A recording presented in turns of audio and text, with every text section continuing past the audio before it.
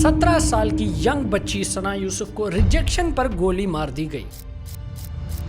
Child marriage, forced marriage, work place पे harassment और जायदाद का हड़प जाना, इस तरह के बहुत सारे चैलेंजेस से गुजरती है पाकिस्तान की एक औरत। तो ये वीडियो पाकिस्तान की खवातीन के नाम है जो पाकिस्तान में सरवाइव ज्यादा कर रही हैं और जी कम रही हैं। और ये वीडियो एक रियलिटी चेक भी है for us men, so that they open their eyes and start treating women as equal citizens.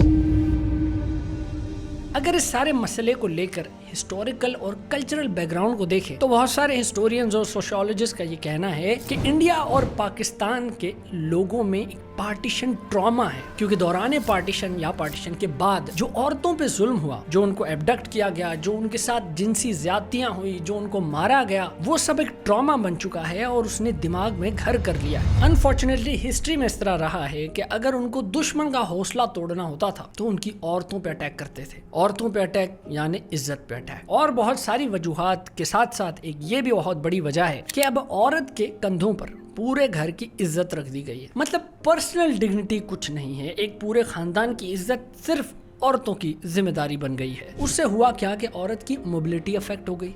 क्या अब वो यहाँ नहीं जा सकती, अब वो वहां नहीं जा सकती, क्योंकि इज्जत को खतरा हो सकता है। अब ये बातें सिर्फ मैं हवाई नहीं करूंगा। Let's talk on the facts, let's talk about honour killing. अपने ही घर के लोग अपने ही घर की बेटी को मार देते हैं, और उस बेटी का कसूर क्या है कि उसने किससे शादी करनी है, इस बात का फैसला उसने खुद लिया। पसंद की शादी करना चाहती थी। Human rights commission of Pakistan के 2022 की रिपोर्ट के हिसाब से 384 केसेस ऑनर किलिंग के हुए हैं, जिसमें से 103 केसेस तो खैबर पख्तूनख्वा के ही हैं। और हाँ, ये फिगर्स अंडर रिपोर्टेड हैं। जाहिर है जब घर की इज्जत का सवाल आ गया तो फिर रिपोर्ट कैसे करेंगे। ह्यूमन राइट्स ऑर्गेनाइजेशंस के एस्टिमेशंस को माने तो ये नंबर 1000 तक भी हो सकता है। इसका मतलब 3 औरतें रोज घर की इज्जत के नाम पे मारी जा रही हैं। मिसालें तो बहुत सारी हैं।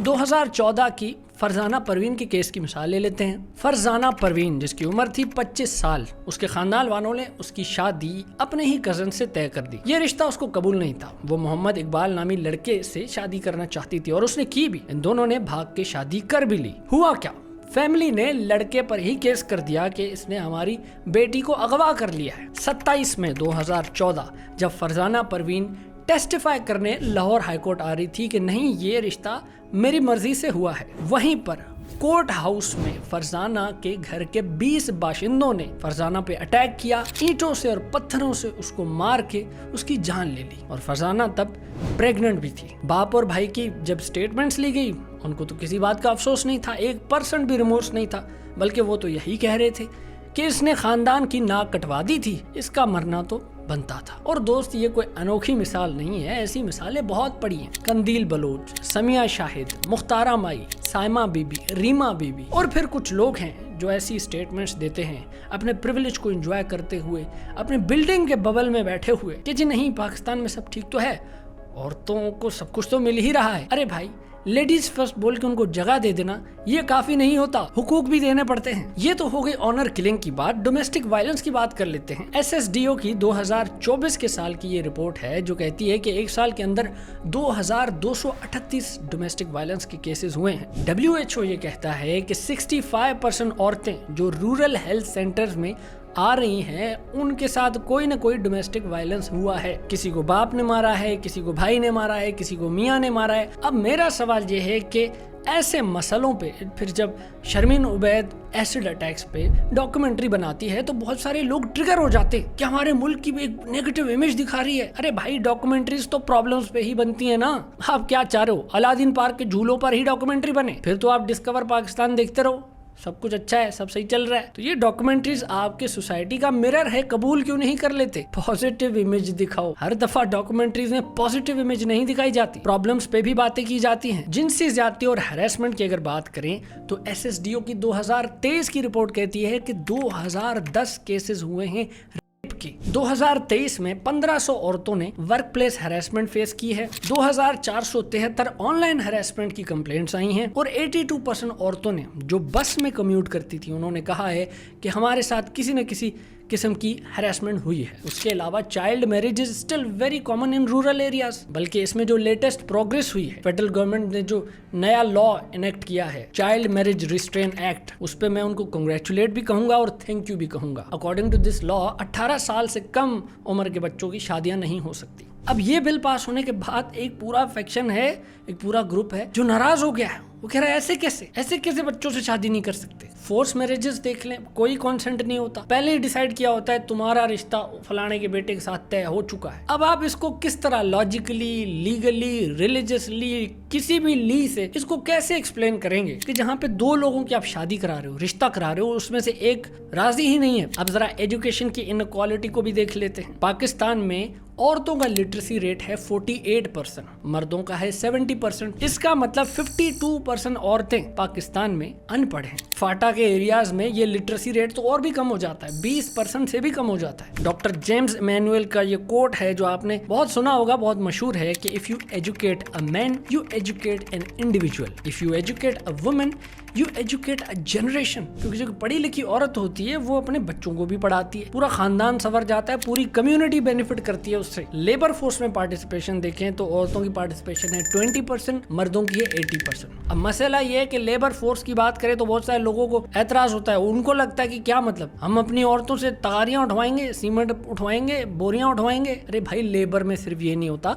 मैं फॉर्मल सेक्टर्स की बात कर रहा हूँ। Teachers, doctors, IT professional, lawyer, factory workers, bankers, ये इन सारे सेक्टर्स में औरतें चाहिए। लेकिन होता क्या है, मोस्टली औरतों को इनफॉर्मल सेक्टर्स में डाला जाता है कि जी सिलाई कढ़ाई कर लेती है, माशाल्लाह से बहुत अच्छी बात है सिलाई कढ़ाई करना, लेकिन हमें डाइवर्सिटी चाहिए, हमें फॉर्मल सेक्टर्स में भी औरतें चाहिए। बेसिक इकोनॉमिक्स है, हमारे मुल्क में तकरीबन आधी पॉपुलेशन औरतों की है जो इकोनॉमी में डायरेक्टली कोई कंट्रीब्यूट कर ही नहीं रही। ये मिसाल इस तरह की है जैसे एक इंसान है, उसके 2 हाथ हैं लेकिन एक हाथ से वो काम ही नहीं कर रहा, सिर्फ एक हाथ से काम कर रहा है, यानी उसकी एफिशिएंसी आधी हो गई। जो पोटेंशियल था वो 50% वेस्ट हो गया। एक अमेरिकन कंसल्टिंग कंपनी है मैकेंजी एंड कंपनी, उसकी स्टडी के हिसाब से पाकिस्तान का GDP 30% तक ग्रो कर सकता है अगर लेबर मार्केट में औरतें भी इक्वली पार्टिसिपेट करें तो। और ये कोई एलियन बात नहीं है, ये कोई ऐसे कानून के खिलाफ बात नहीं जाती। पाकिस्तान का कॉन्स्टिट्यूशन आर्टिकल 25 इस बात की गारंटी देता है। उसका 2nd क्लॉज पढ़ के देखें, there shall be no discrimination on the basis of sex alone. और इस्लाम ने कब मना किया कि औरतें काम नहीं कर सकती? हाँ, कुछ बाउंड्री सेट की होंगी, लेकिन मना कब किया? तो फिर मसला क्या है, रुकावट क्या है, क्यों नहीं औरतें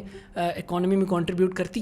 क्योंकि सेफ नहीं है, क्योंकि हरेसमेंट का डर है, और हाँ, सोशल नॉर्म्स भी हैं। अरे लोग क्या कहेंगे, अब बस तुम्हारी शादी हो गई, तुम्हारा मियाँ कमा तो रहा है। इनहेरिटेंस के कितने इश्यूज होते हैं। अकॉर्डिंग टू इस्लामिक लॉ जो प्रॉपर्टी औरत की बनती है उसको देनी चाहिए। होता क्या है, उस पर प्रेशर डाला जाता है, अरे तुम क्या करोगी, तुम्हारी तो शादी हो जाएगी, तुम्हारे भाई को ये काम आ जाएगा, वो कोई बिजनेस खोल लेगा इसको बेच के। वो मेरे स्टैंड अप में एक जोक भी है कि आपको पता है पाकिस्तान के मर्दों को खाने में सबसे ज्यादा अच्छा क्या लगता है?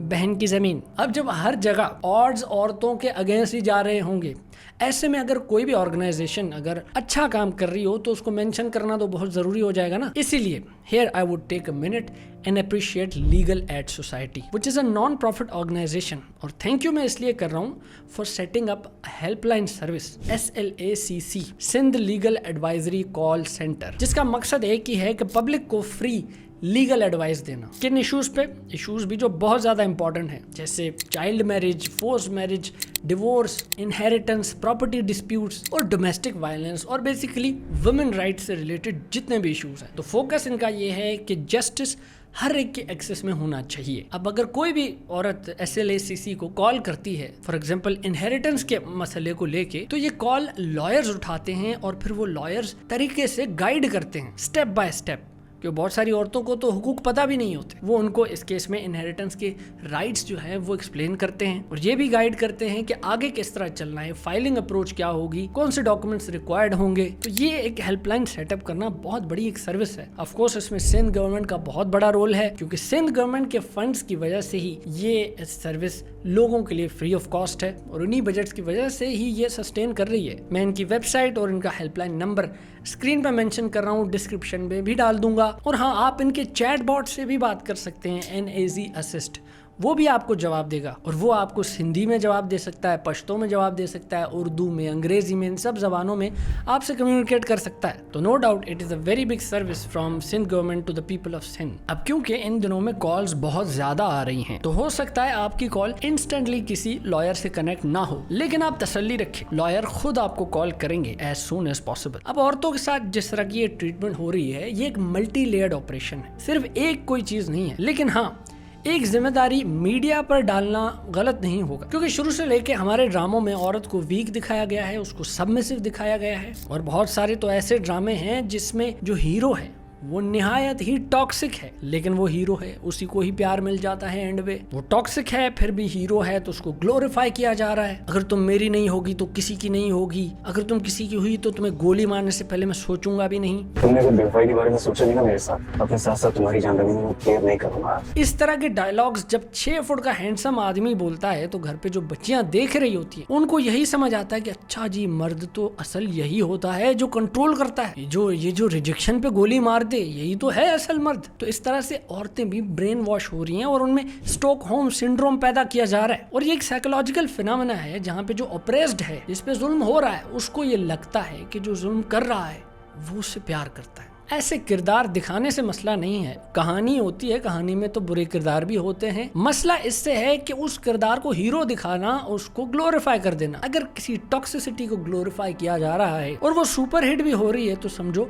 मुआशरे में कोई मसला है। अब एनिमल मूवी को देखें, कितनी सुपर हिट हुई। टेक्निकली देखा जाए तो it was a very sound film, action वैक्शन सब कमाल था उसमें, लेकिन वो चीटिंग को ग्लोरीफाई कर रही थी, वो डोमेस्टिक वायलेंस को ग्लोरीफाई कर रही थी। उसका डायरेक्टर कहता है कि अगर आप अपने पार्टनर को थप्पड़ ना मार सको तो फिर कौन सा प्यार होता है। तो इसलिए हमें ये समझने की जरूरत है कि media plays a very big role. तो एवं तो नहीं प्रोपेगेंडा के लिए उसको यूज किया जाता। स्टालिन और ये पागल थोड़ी थे, इतना पैसा इन्होंने फिल्मों में लगाया। रिलीजियस एक्सट्रीमिज्म भी इस हद तक बढ़ गई है कि 17 साल की बच्ची के मरने पर लोग अल्हम्दुलिल्लाह पढ़ रहे हैं। भाई ये कौन सी डार्क आयरनी है, ये कौन सा मॉरल डीके है भाई? कौन सा रिलीजन आपको एक बेगुनाह के मर्डर होने पर सेलिब्रेशन का कहता है? कोई हदीस दिखाओ, कोई आयत दिखा दो मुझे। तो करना क्या है, सोल्यूशन क्या है? सोल्यूशन ये है कि भाई शुरू से शुरू करना पड़ेगा। पहले तो एजुकेशन जो है वो रियल गेम चेंजर है। अपनी औरतें पढ़ाओ ज्यादा से ज्यादा, और इसीलिए नहीं क्योंकि उनके ये रिश्ते अच्छे हो जाएंगे बस, जी नहीं। अगर वो कुछ करना चाह रही है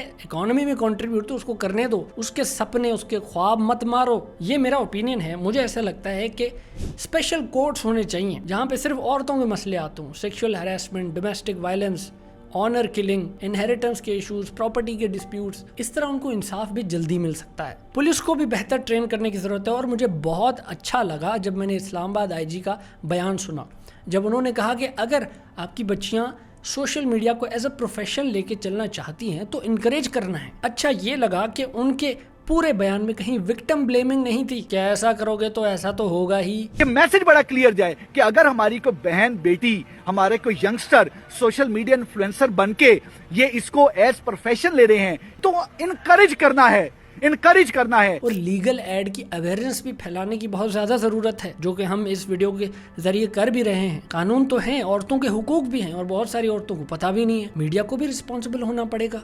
हमें रिलीजियस और कल्चरल रिफॉर्म्स भी चाहिए। अब जैसे औरतों को ना पढ़ाना, भाई ये कोई इस्लामिक प्रॉब्लम नहीं है, ये कल्चरल प्रॉब्लम है। जैसे अफगानिस्तान कर रहा है, औरतों को नहीं पढ़ने दे रहा, तो ये कौन से रिलीजन से जस्टिफाइड है? जी नहीं, ये this is not an Islamic problem, this is a cultural problem. कई जगहों पे जो ट्रेडिशंस हैं वो इतनी स्ट्रिक्ट होती हैं कि औरत का जीना हराम हो जाता है। मुख्तारा माई का केस देख लो आप। जिरगे का फैसला क्या था कि इस औरत के साथ किया जाए। अब बताओ ये कौन से मजहब इस बात की इजाज़त देता है? दूसरा, ये जो मर्डरर सिंपथाइजर्स हैं भाई, इनको तो आप उठा के डालो जेलों में। लॉ है ना भाई 2016 में जो पीका बनाया है, जो कहता है कि whoever incites violence through hate speech is punishable.